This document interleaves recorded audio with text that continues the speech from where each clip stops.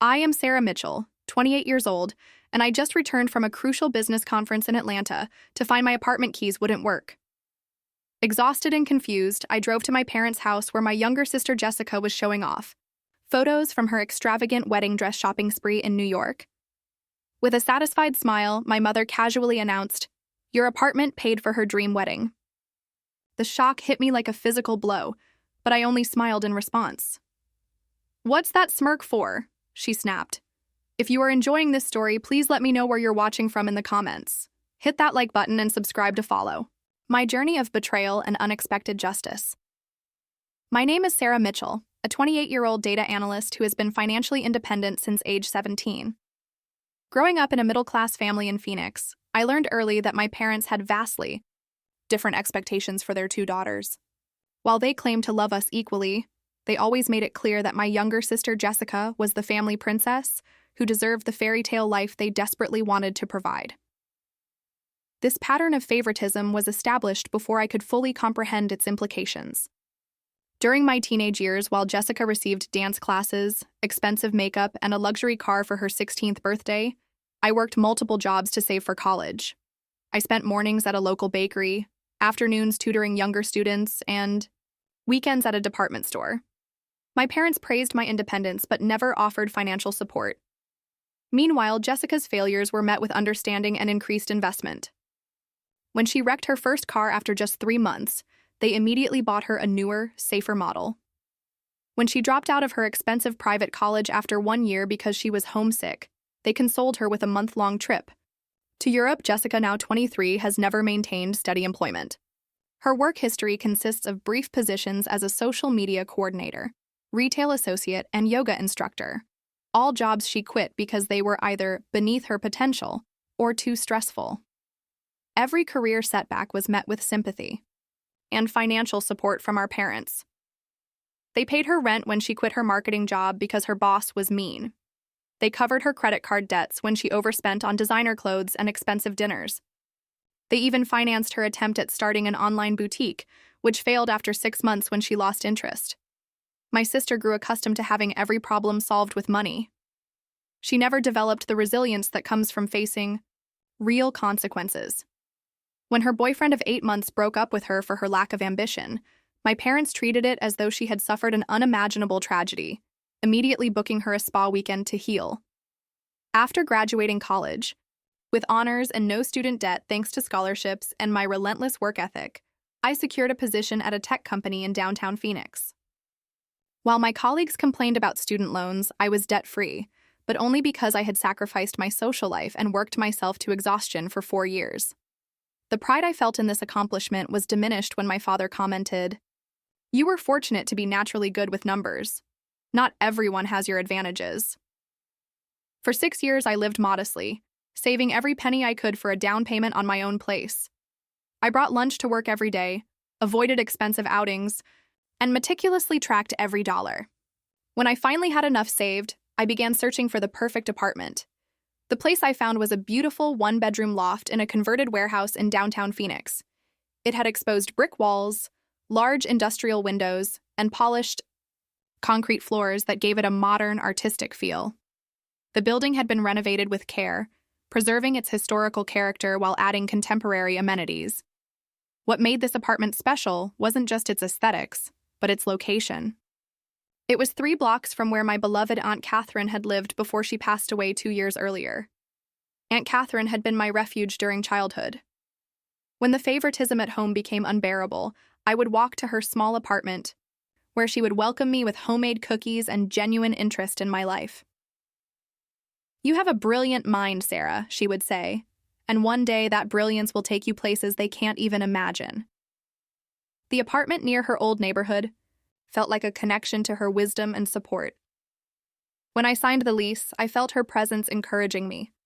This wasn't just a place to live, it was a symbol of everything I had worked to achieve. When I invited my family to see my new home, their reactions were predictably dismissive. My mother criticized the cold, industrial design. My father questioned whether I was overpaying for such a small space. Jessica laughed at the lack of a second bedroom, though she had never lived anywhere she had paid for herself. Must be nice to have no social life so you can afford fancy places, she said, as though my years of sacrifice were a character flaw rather than dedication. For 2 years, I poured love and energy into making that apartment truly mine. I carefully selected furniture that complemented the industrial aesthetic, installed custom lighting, and created a small herb garden on the balcony that reminded me of Aunt Katherine's love for plants. It became my sanctuary, a physical representation of my independence and hard work. Then came the opportunity that could transform my career. A week-long cybersecurity conference in Atlanta with potential to connect with industry leaders and position myself for a senior analyst role at my company. My supervisor made it clear that this conference could be the stepping stone to the promotion I had been working toward for years. The timing coincided with Jessica's engagement to her boyfriend, Marcus, a relationship that had lasted 6 months longer than any of her previous ones. She immediately began planning what she called the wedding of the century, complete with destinations for dress shopping, cake tastings in expensive locations, and venue tours at luxury resorts. The day before my departure, Jessica called, her voice carrying its familiar tone of dramatic despair. "Sarah, I need your help," she began. "The wedding venue I want requires a huge deposit, and Mom and Dad say they've already stretched their budget. I found the perfect place, but we need another $35,000 just for the deposit." When I asked why she didn't consider a more affordable venue, she sighed dramatically. "You don't understand. This is my dream wedding. I can't compromise on the most important day of my life. Besides, Marcus's family will think less of us if we have it somewhere cheap." A sense of unease crept over me, but I was focused on preparing for the conference. My mother offered to check on my apartment while I was gone, suggesting I leave. A key in case of emergencies? Against my better judgment, I agreed, handing over my spare key that evening. "Don't worry," she assured me. "We'll make sure everything stays perfect." I should have trusted my instincts. I should have made other arrangements.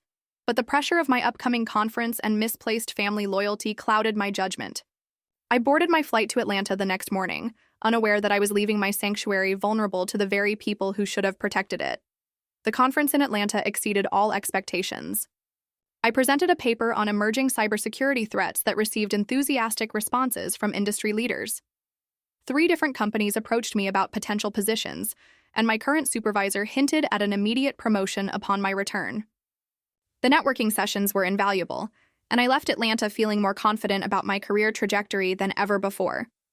However, the intense week of presentations, workshops, and networking events had left me physically and emotionally drained. All I wanted was to return to the peaceful sanctuary of my apartment, order takeout, and process everything that had happened. My flight landed at Phoenix Sky Harbor Airport at 6:45 p.m. on a Friday evening. The desert sunset painted the sky in brilliant oranges and purples as my rideshare driver navigated through familiar streets toward downtown. As we approached my building, I noticed something odd. The lights in my apartment were off, which was strange since I had left several lamps on automatic timers. Walking up to my door, I inserted my key into the lock. It wouldn't turn. Thinking I might be using the wrong key due to exhaustion, I tried my backup key. Still nothing. I stepped back and examined the lock more carefully. It had been changed. Panic and confusion washed over me. Had there been a break-in? Had my landlord changed the locks for some reason? I called the building manager, who seemed genuinely surprised by my call. "Ms. Mitchell? I thought you had moved out. We received notice that you were terminating your lease early. The new tenants moved in yesterday." My blood ran cold. "What notice? I never gave any notice." "The paperwork came from your family members, who said they were handling things while you were out of town. They said you had taken a job in another state." I ended the call with shaking hands and immediately tried calling my parents. My mother's phone went straight to voicemail. My father answered after several rings, his voice unusually cheerful. "Sarah, you're back. How was the conference?" "Dad, I'm at my apartment and I can't get in. The building manager says someone gave notice that I was moving out. What's going on?" A pause. Then, "You should come over to the house. There's something we need to discuss." The ominous tone in his voice confirmed my worst fears. I called another rideshare and directed the driver to my childhood home in suburban Phoenix. Entering the living room, the scene before me was surreal. Jessica sat on the couch, scrolling through wedding planning apps on her tablet with a satisfied expression. My mother bustled around the kitchen, avoiding eye contact. My father lounged in his recliner, watching television with casual interest. "What is going on?" I demanded. "Why can't I get into my apartment?" Jessica looked up from her tablet with a bright smile. "Oh, Sarah, wait until you see these photos." She turned her screen toward me, revealing pictures of an opulent ballroom with crystal chandeliers and gold-trimmed decorations. "This is going to be my reception venue, isn't it gorgeous? It's the same place where that celebrity couple got married last year." I stared at the images, confusion mixing with growing dread. "How are you affording this? Last week you said you needed money for a deposit." My father muted the television and leaned forward. "We found a solution," he said matter-of-factly. "We sold your apartment lease." The words hit me like a physical blow. "You what?" "We sold your apartment lease," he repeated, his tone becoming firmer. "Got a good price from someone desperate for that location. The transaction went through yesterday." My mother finally emerged from the kitchen, wringing her hands. "Jessica really needed this wedding to be perfect, Sarah. You know how sensitive she is about appearances. Besides, you're doing so well in your career. You can afford to find another place." I struggled to process what I was hearing. "You sold my lease without my permission. That's illegal. How did you even access my paperwork?" My father waved dismissively. "We had your key. We found your lease documents in your desk. The rest was just paperwork." "Paperwork? You mean fraud?" Jessica interjected, showing no remorse. "The venue is going to be incredible, Sarah. Champagne fountain, live orchestra, designer flowers everywhere. This is going to be the wedding everyone talks about for years." "You stole my home for a party?" My mother's expression turned defensive. "We didn't steal anything. We redirected family resources to where they were needed most.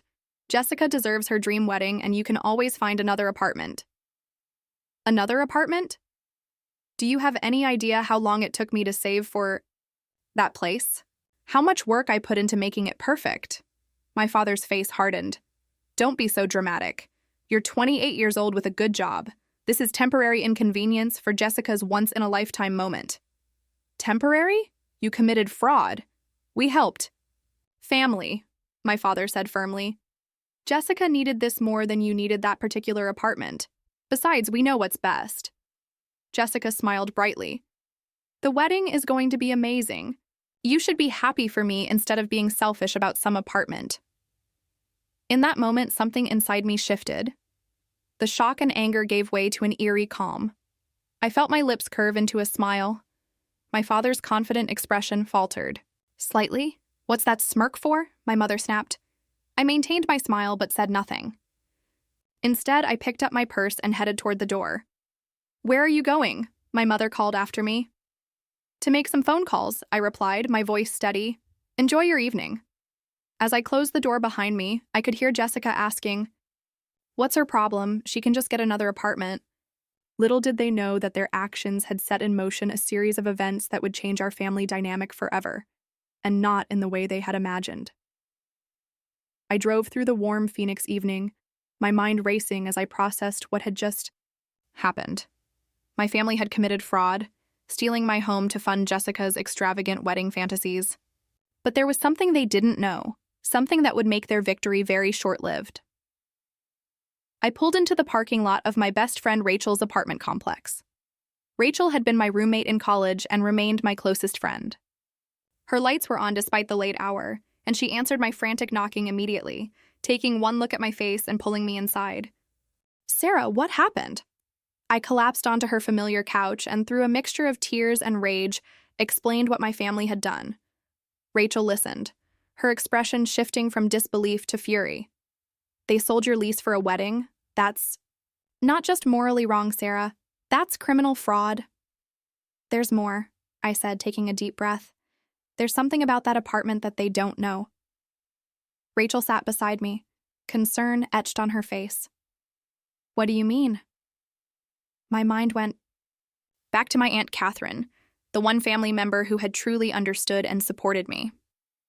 While my parents lavished attention on Jessica, Aunt Katherine had invested in me with wisdom, encouragement, and practical guidance about building financial security. Do you remember my Aunt Katherine? I asked. Rachel nodded. Of course, she was wonderful. Always asked about your work and seemed genuinely proud of your achievements. She was the only one who ever put me first, I said softly. The only one who saw how differently my parents treated Jessica and me. 3 years before I found my apartment, Aunt Katherine had passed away peacefully in her sleep. What my family didn't know was that before her death, she had established a complex financial arrangement to protect me from exactly this kind of situation. The apartment, I explained to Rachel, isn't technically mine in the way they think. Rachel looked confused. What do you mean? I'm the primary lessee, yes, but the lease agreement and all associated payments are managed through a trust that Aunt Katherine established before she died. A trust? I nodded. Aunt Katherine knew how my family operated. She had watched them take advantage of Jessica's situations for years, always expecting others to solve problems with money.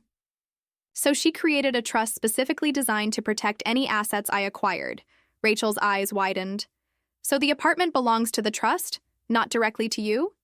Exactly. And there are very specific conditions attached to that trust. The most important one being that if any family member attempts to interfere with trust assets through deception or fraud, they trigger immediate and severe consequences.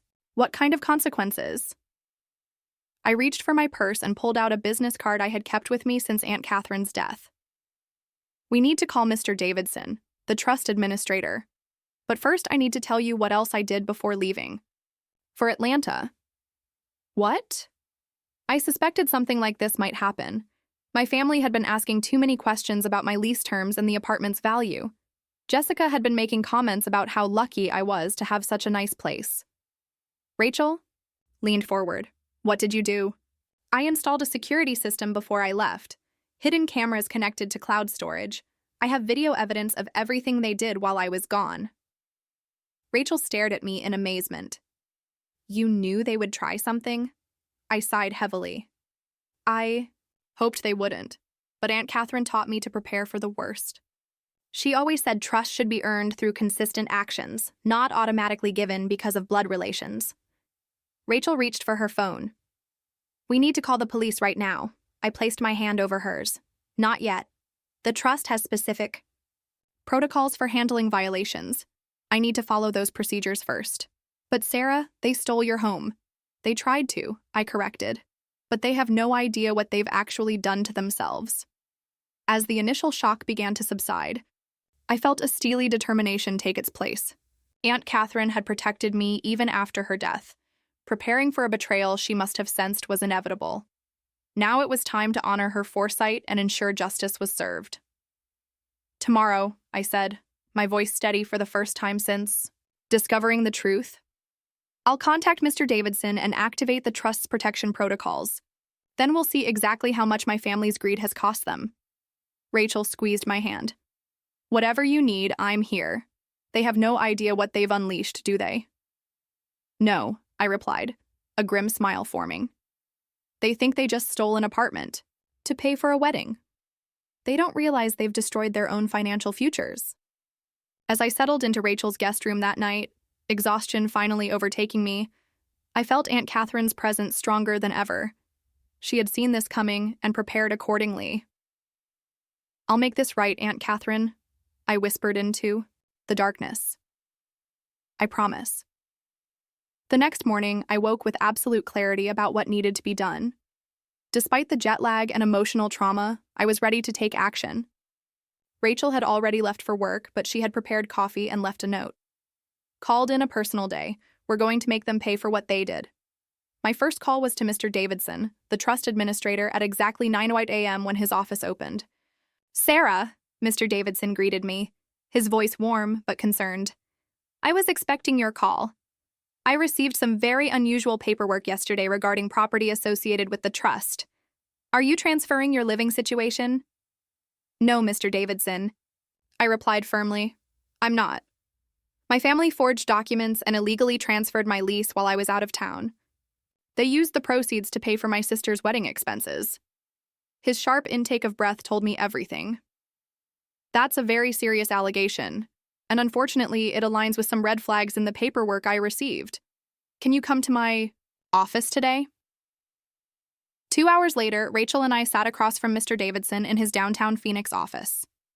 At 58, with distinguished gray hair and sharp brown eyes, he had the commanding presence of someone who had spent decades protecting people's financial interests. He had been Aunt Katherine's trusted advisor and friend for over 20 years. First, he said, placing a thick folder on his desk, let me assure you that any transfer of trust assets without proper authorization is completely invalid. As the trust beneficiary, you are the only person authorized to make decisions regarding trust-managed properties. Can we reverse what they did? I asked. Absolutely, but it will require legal action. The people who bought your lease rights will need to be compensated, and your family will face both civil and criminal consequences for fraud. I nodded, feeling both relief and apprehension. What about the trust provision regarding family interference? Mr. Davidson's expression turned serious. That provision is very explicit. Your aunt was quite clear about this. According to the trust documents, any family member who attempts to defraud, manipulate, or interfere with trust assets immediately forfeits all future benefits from the trust. This was news to me. Future benefits? Your aunt established more than just the housing trust, Sarah. There's a substantial education and emergency fund that was set aside for family members, including your parents and sister, contingent on their respecting the trust boundaries. My heart sank. So they've lost their access to that money too? Mr. Davidson nodded grimly. I'm afraid so. The trust contains $150,000 designated for family education expenses, emergency medical costs, and elder care. Your parents were set to receive access to these funds when they turned 65. Your sister was eligible for education funding if she decided to return to school. Rachel leaned forward. And now?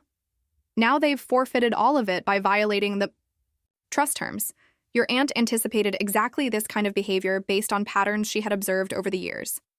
I remembered Aunt Katherine's warnings about enabling Jessica's irresponsible behavior and my parents' tendency to solve problems by taking from others rather than addressing root causes. What happens now? I asked. Mr. Davidson outlined a comprehensive plan. First, we would file police reports for fraud and forgery. Then we would contact the current leaseholders and the property management company to explain the illegal transfer. Finally, we would formally invoke the trust violation clause and document my family's loss of future benefits. This process will take time, he cautioned, and it won't be pleasant for family relationships. Are you prepared for that? I thought about my parents' dismissive attitudes, Jessica's casual entitlement to my hard work, and years of being treated as the family resource rather than a valued member. Yes, I replied. I'm ready. Through Mr. Davidson's legal connections, we quickly identified the people who had paid for my lease transfer. They were a young professional couple, the Garcias, who had been told I was moving out of state for a job and needed to transfer my lease quickly. They had never met me personally, and all communication had been through my representatives, my parents. With Mr. Davidson present, I called the Garcias to explain the situation. Their shock and distress were immediate. We had no idea this was fraud, Mrs. Garcia said, her voice shaking. We thought everything was legitimate. We've already moved our furniture in. This isn't your fault, I assured them. You're victims, too. My attorney will work with you to ensure you're fully compensated for this situation. Mr. Davidson explained that they would be reimbursed for all expenses and inconvenience. The Garcias agreed to cooperate with the investigation and provided copies of all documents and communications they had received. Next came the police report. Detective Williams listened carefully as I explained the situation, reviewing the video, evidence from my security system. The footage clearly showed my parents entering my apartment with the spare key, searching through my desk until they found my lease documents, and later meeting with potential lease buyers. Another clip captured my mother practicing my signature before forging it on transfer documents. This is clear-cut fraud and identity theft, Detective Williams said. We'll need statements from the lease buyers and any other parties involved, but you have strong evidence here. As we left the police station, I received a call from my cousin, Michael, my only remaining close family connection. Sarah, what's going on? Uncle David just called my dad in a panic saying you're trying to have them arrested. I explained the situation to Michael, who had always been aware of the family favoritism, but had tried to stay neutral. I can't say I'm surprised, he admitted. But even for them, this is extreme. Do you know they've been bragging all over social media about Jessica's wedding budget? She posted photos of a $3,000 wedding dress shopping trip yesterday. This information only strengthened my resolve. Through Michael, I learned more details about their spending spree. The lease transfer had brought them $15,000 in cash, which they had immediately used for Jessica's wedding dress, venue deposit, and a down payment on luxury catering. My parents had also used some funds to book themselves an expensive hotel suite for the wedding weekend. There's something else you should know, Michael added hesitantly. This isn't the first time they've talked about accessing your assets. About 6 months ago, Uncle David asked my dad if he thought you might be willing to co-sign a loan for Jessica's wedding. When my dad pointed out that was inappropriate, your dad made some comment about how you owed the family for all the support they'd given you over the years. This revelation, while painful, wasn't surprising. It confirmed what I already suspected about my family's sense of entitlement and reinforced my determination to hold them accountable. Over the next few days, Rachel and I compiled comprehensive documentation. We gathered trust documents, video, evidence, bank records, and statements from the Garcias and others involved in the fraudulent transfer. Mr. Davidson prepared legal notices formally invoking the trust provisions that eliminated my family's future benefits. I think we should deliver these in person, I decided. I want them to understand exactly what they've done to themselves. Rachel squeezed my hand. Are you sure? It's going to be ugly. I'm sure, I replied, but not at their house where they control the environment. I want neutral territory with witnesses. After discussion, we decided on a family gathering. I would invite my parents and Jessica, along with some extended family members, to a private room at a local restaurant. There, with relatives as witnesses, I would reveal the truth and present the legal consequences of their actions. Michael helped arrange the gathering, telling my parents I wanted to discuss the situation and move forward positively. They agreed readily, probably thinking I had accepted their theft, or might even apologize for my overreaction. The night before the confrontation, I sat alone in Rachel's guest room, holding a photo of Aunt Katherine and me taken at my college graduation. She had been so proud that day, the only family member who truly celebrated my achievements. I wish you were here, I whispered to the photo. But in a way, you are. You saw this coming, didn't you? You prepared for exactly this situation. In the photo, Aunt Katherine's eyes sparkled with the wisdom of someone who had learned to set boundaries while still choosing love when possible. I'll make you proud, I promised the photo. Not with revenge, but with justice and truth. The private dining room at Desert Springs Restaurant overlooked the city with floor-to-ceiling windows, providing a stunning view of the Phoenix skyline. I arrived early with Rachel and Michael to ensure everything was prepared. Mr. Davidson would arrive shortly before the confrontation, along with Detective Williams, who had agreed to be present in an unofficial capacity. Extended family members began arriving at 7 p.m. My Aunt Linda and Uncle Robert, my father's brother and his wife, my cousin Jennifer and her husband Mark, my mother's sister Carol and her husband James. All people who had witnessed our family dynamics for years, who had seen Jessica's preferential treatment, but had never intervened. My parents and Jessica arrived last, 20 minutes late. My mother looked nervous, clutching a new designer purse that had likely been purchased with money from my stolen lease. My father appeared confident, even smugly satisfied, as though this dinner was just a formality before I accepted the new reality. Jessica was absorbed in her phone, probably posting wedding planning updates to social media. Sarah, my father greeted me with forced joviality. Good to see you've calmed down. Family dinner was a smart idea. I maintained a neutral expression. Thank you all for coming. Let's eat first, then we can discuss everything. Throughout the meal, conversation remained superficial. Weather, local news, upcoming family events. My parents seemed to relax as dinner progressed without incident. Jessica even showed off photos from her latest wedding planning sessions, describing her $5,000 flower budget and custom wedding cake in detail, completely oblivious to the inappropriateness of flaunting her stolen luxury. The photographer we hired has shot 3 celebrity weddings, she enthused. The photo package alone is costing $8,000, but it'll be worth it for photos we'll treasure forever. Photos paid for with money stolen from me, I thought, but remained silent. As dessert was served, Mr. Davidson arrived, followed by Detective Williams. I introduced them simply as my guests, watching my father's expression shift from confusion to wariness. Before we continue, I said, standing to address the gathered family, I'd like to explain exactly why I invited everyone here tonight. The room quieted, all eyes turning toward me. As some of you know, while I was at a business conference in Atlanta last week, my apartment lease was illegally transferred without my knowledge or consent. The proceeds were used to fund Jessica's wedding expenses. My father interrupted, his voice sharp. Sarah, this is hardly appropriate dinner conversation. We've already discussed this situation. No, Dad, we haven't discussed it. You informed me of what you had done. There was no discussion. I turned to address the wider family. What you may not know is exactly how this transfer was accomplished. I have evidence I'd like to share.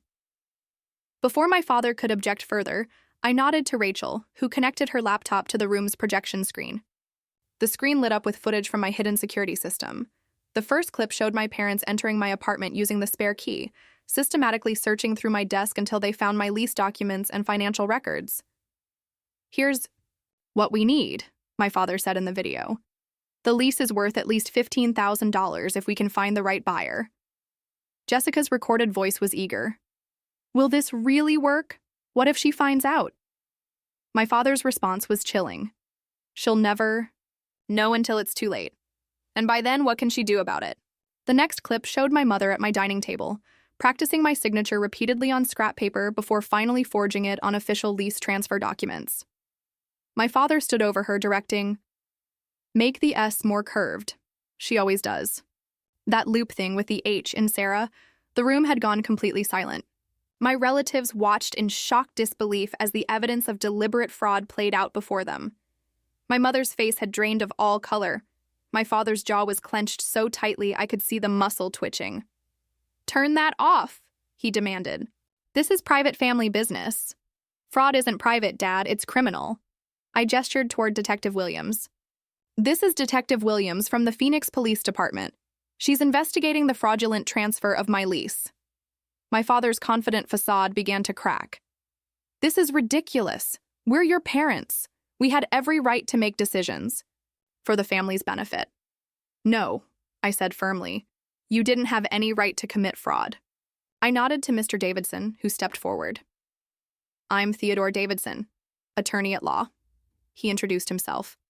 "I represented Sarah's Aunt Katherine, and I'm the administrator of the trust she established to protect Sarah's assets." My father's expression shifted from anger to confusion. "What trust? What does my sister have to do with this?" Mr. Davidson continued, his voice measured and professional. The apartment lease was not owned directly by Sarah. It was managed through a trust established by Catherine Mitchell before her death. Sarah is the beneficiary, and all housing arrangements are protected under trust provisions. I watched understanding slowly dawn on my father's face, followed quickly by growing alarm. "What does that mean?" Jessica asked, looking confused.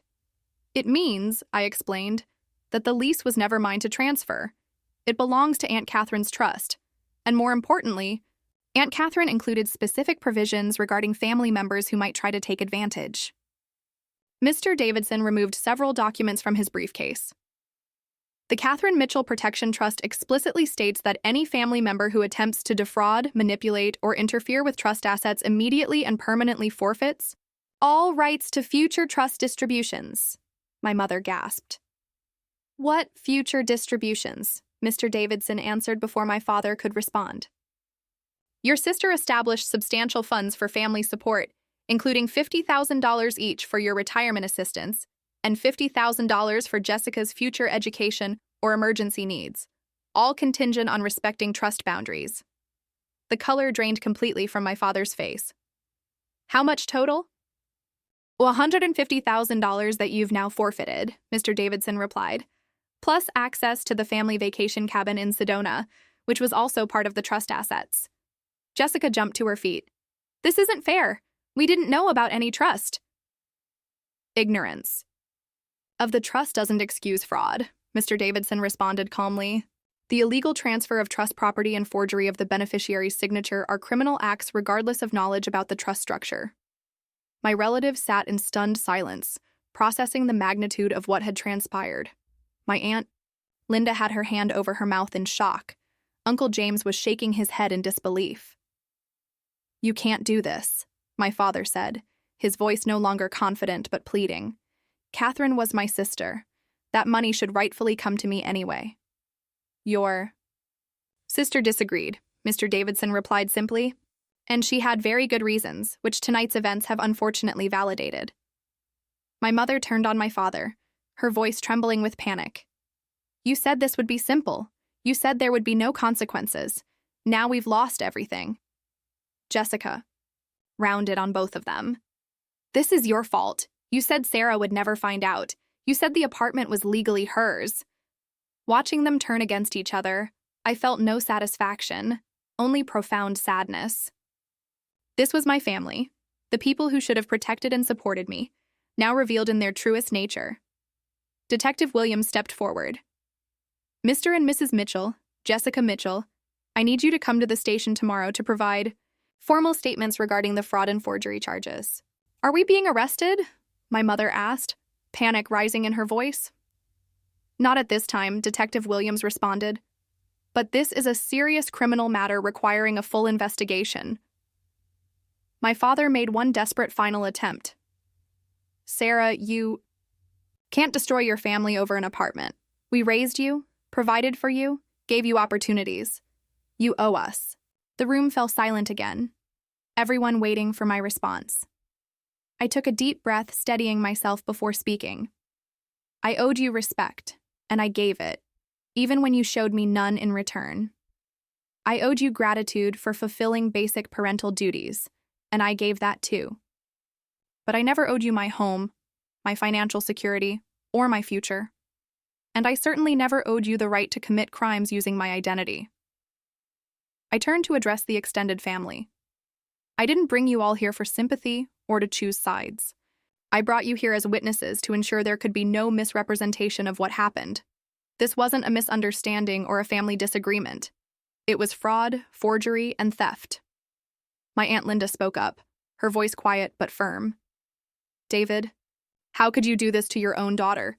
Catherine would be heartbroken." My father had no answer.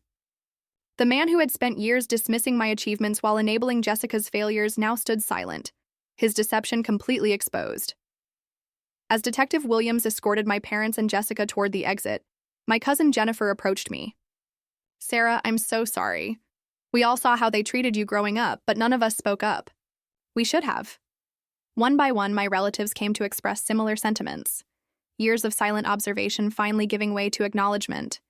It wasn't enough to erase the past, but it was recognition that what had happened wasn't right.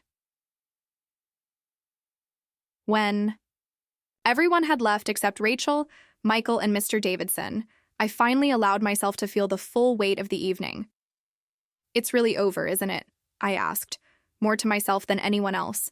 "The legal process is just beginning," Mr. Davidson cautioned.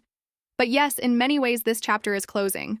Your aunt would be proud of how you handled yourself tonight." The weeks following the confrontation were a blur of legal proceedings, emotional processing, and practical challenges. Detective Williams moved quickly with the investigation, building a case the district attorney called exceptionally strong due to the video evidence and clear documentation. My father initially hired a criminal defense attorney using the last of the money from my lease sale. His strategy crumbled when the attorney reviewed the evidence and advised accepting a plea deal. The forged documents, video footage, and statements from the Garcias left no room for denial. 3 weeks after our restaurant confrontation, my father accepted a plea agreement.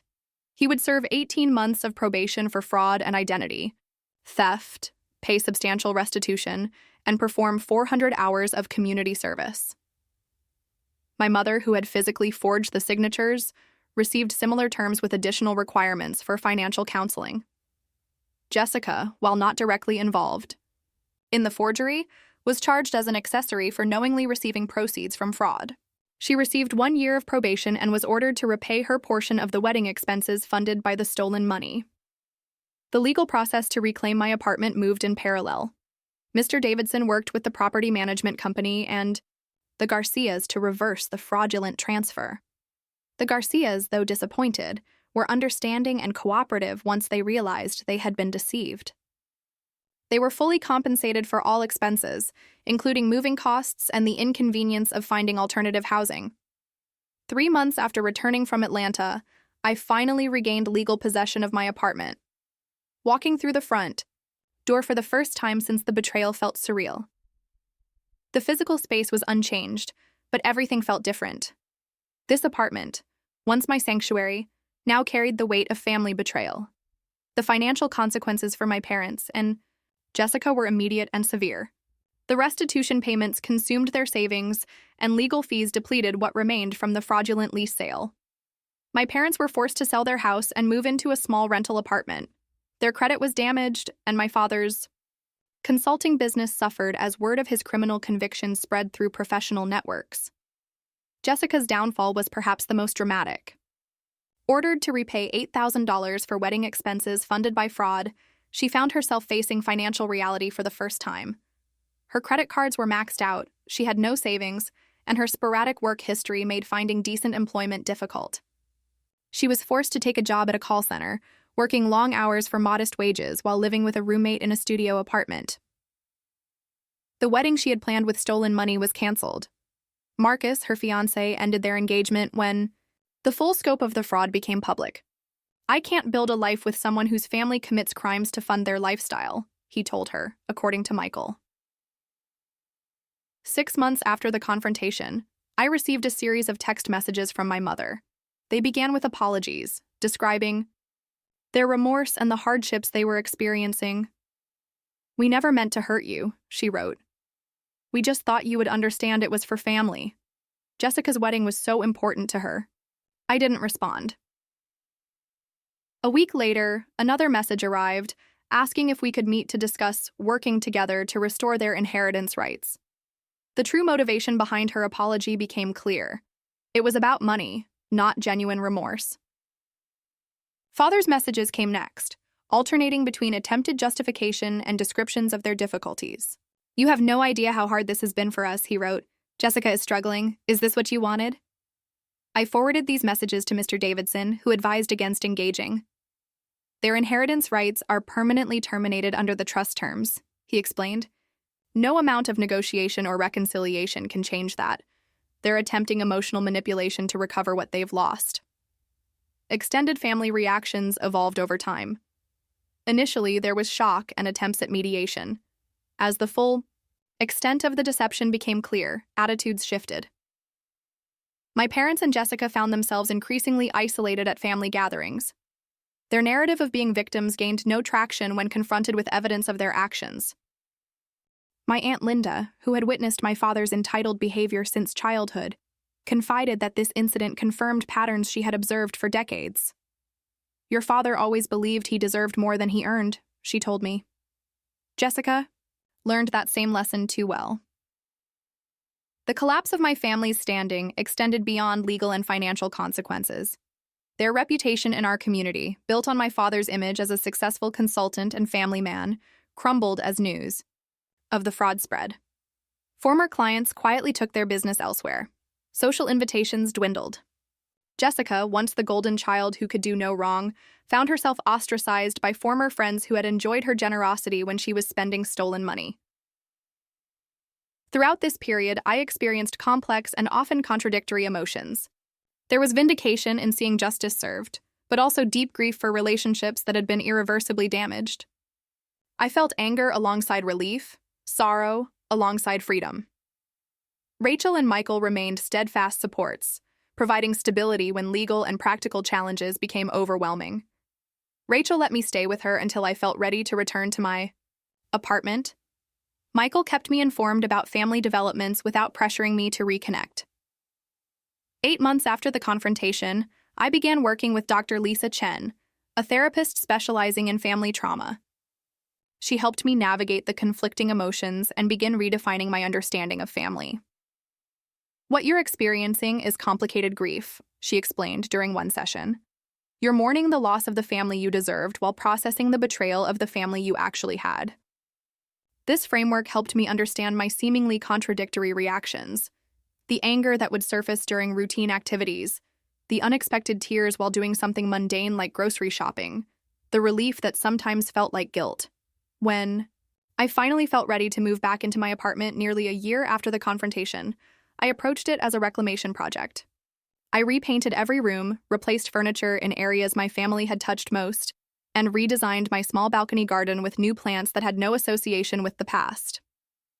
Rachel helped me perform what she called a cleansing ritual, though I was skeptical of the metaphysical aspects. The symbolic act of renewal resonated deeply. Room by room, we moved through the apartment, declaring it reclaimed and restored. As the physical transformation progressed, I felt an internal shift. The apartment was becoming truly mine again, not just legally but emotionally. The shadows of betrayal began to recede, not disappearing entirely, but losing their power to disturb my peace.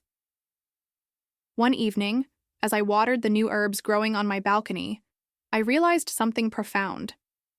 The greatest theft my family had attempted wasn't of the apartment itself, but of my sense of self-worth. By treating my years of hard work as something they could casually appropriate, they had tried to reinforce a lifetime of messages that my achievements were less valuable than Jessica's desires. In fighting for justice rather than accepting their narrative, I had reclaimed more than property. I had asserted my inherent value and right to be treated with respect.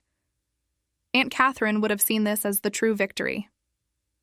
As the second year after the betrayal began, my parents made one final attempt at contact. Jessica had moved to Denver for a fresh start, and they were considering following her. "We're still your parents," my mother wrote. "Family should forgive family." After careful consideration and discussion with Dr. Chen, I composed my only response since the confrontation. "I don't wish you ill. I hope you find peace and growth in your new location. However, I've learned that true family respects boundaries and treats loved ones with dignity. When those fundamentals are violated, forgiveness may be possible, but restoration of relationship requires more than words. It requires demonstrated change over time. Until that occurs, I'll be continuing my life separately from yours." I didn't expect a meaningful response and received none, just accusations of being unforgiving and reminders of what they claimed to have done for me over the years. It confirmed that maintaining distance was the right choice. My apartment, once a symbol of achievement, then a site of betrayal, had transformed again. It was now a testament to resilience, a physical reminder that what others attempt to take from us doesn't define our worth or future. Like the new garden growing where old plans had been, something beautiful could emerge from even the most painful disruption. 2 years after that day, when I returned from Atlanta to find my home stolen, my life had transformed in ways I never could have anticipated. The painful journey had led to unexpected growth and profound insights about trust, family, and personal strength. My career had flourished following those successful Atlanta presentations. The connections I made became long-term partnerships that elevated my standing in the company. 6 months after the family confrontation, I was promoted to senior cybersecurity analyst with a substantial salary increase and leadership of my own team. Professional success was satisfying, but the more meaningful transformations occurred personally. I had cultivated a circle of friends who demonstrated what genuine support looked like. Rachel remained my closest friend, the sister who mattered most. Michael maintained our connection, our shared family history, creating a bond that transcended the fractures elsewhere. I also formed new friendships through a support group for adults dealing with family estrangement. These individuals understood the complex grief and liberation that came with establishing healthy boundaries. We celebrated holidays together, creating new traditions to replace those lost to necessary distance. My relationship with my parents and Jessica remained severed. Occasionally, news reached me through Michael or other relatives. They had indeed followed Jessica to Denver, where she had found work as a receptionist. They lived in modest circumstances, their finances still constrained by the consequences of their actions. Sometimes in quiet moments, I felt sadness for what might have been if they had been capable of genuine love and respect. But these moments grew less frequent as I built a life filled with people who valued me for who I was, not what I could provide. The apartment itself had undergone complete transformation. Beyond physical renovations, it had become a gathering place for my chosen family. Monthly dinner parties filled the living room with laughter and meaningful conversation. The balcony, garden, now lush with herbs and flowers I had selected for their resilience and beauty, hosted small celebrations and quiet evening reflections. In the study where my privacy had been violated, I established a small foundation in Aunt Katherine's memory. The Catherine Mitchell Mentorship Fund provided scholarships and guidance for young people building futures without family support, using a portion of the trust funds that would have gone to my parents and Jessica. We helped 12 students annually with educational expenses and career development. Through this foundation, I met David, a financial planner who volunteered his expertise to help scholarship recipients develop sound money management skills. Our professional relationship evolved into friendship, then something deeper. Unlike previous relationships where I had hidden parts of my family history out of shame, I shared my complete story with David early on. "Your aunt was remarkably wise," he observed after hearing about the trust and its protections. "She anticipated exactly what happened and made sure you'd be protected." David understood boundaries and respect in ways that made me feel secure. He had his own complicated family history and recognized the courage required to prioritize emotional health over traditional family obligations. Our relationship developed thoughtfully, built on mutual respect and genuine care. As the second anniversary of the confrontation approached, I found myself reflecting on the journey with greater clarity. The pain hadn't disappeared entirely, but it had transformed into wisdom. The betrayal had revealed truths that, while difficult to accept, had ultimately freed me from patterns of emotional manipulation and conditional love. Sitting in my balcony garden on a warm Phoenix evening, watching the city lights twinkle in the distance, I opened Aunt Katherine's journal, a treasure I had discovered among her papers while working with Mr. Davidson. Her entry from 25 years earlier seemed written for this moment. "Love should never require the sacrifice of self-respect. True family elevates you, recognizes your light, and helps it shine brighter. Those who would diminish your light to make theirs seem more significant are not acting from love, regardless of what they claim. Remember, Sarah, you always have the right to step away from shadows and into sunshine." Those words captured the most important lesson of my journey. Family wasn't defined by blood or obligation, but by consistent actions demonstrating respect, support, and genuine care. The people who had proven to be my true family were those who celebrated my successes without resentment, supported me through challenges without judgment, and loved me without conditions or expectations. I had learned to distinguish between obligation and authentic connection, between manipulation disguised as love and genuine care that expected nothing in return. This discernment allowed me to create boundaries that protected my well-being while opening my heart to relationships that nurtured rather than depleted me. Most importantly, I had discovered that resilience wasn't about pretending harm never occurred, but about acknowledging wounds while refusing to be defined by them. My parents and Jessica had attempted to reduce me to a resource they could exploit. By rejecting that definition and reclaiming my narrative, I had affirmed my inherent worth independent of what I could provide others. As I closed Aunt Katherine's journal, I felt her presence as clearly as if she sat beside me in the garden. She had prepared me for this journey in ways I was only beginning to fully understand. Her legacy wasn't just financial security, but the wisdom to recognize authentic family and the courage to create it where it didn't naturally exist. The apartment that had been the center of such betrayal had become a sanctuary again. Not because the painful events had been erased, but because they had been integrated into a larger story of growth and transformation. Every room held new memories that outweighed the old ones. Every space had been reclaimed through deliberate acts of creation and connection. Sometimes family isn't who we're born to, but who we choose through our actions and the relationships we nurture. Sometimes the greatest gift hidden in betrayal is the clarity it brings, revealing what was true beneath polite fictions and expected roles. Sometimes the most profound healing comes not from forgetting pain, but from using it as foundation to build something beautiful and authentic. As the sun set on another day in my reclaimed life, I felt gratitude not despite the difficult journey, but because of it. The home my family had tried to steal had become more truly mine than ever before. The life they had attempted to diminish had expanded beyond what I could have imagined.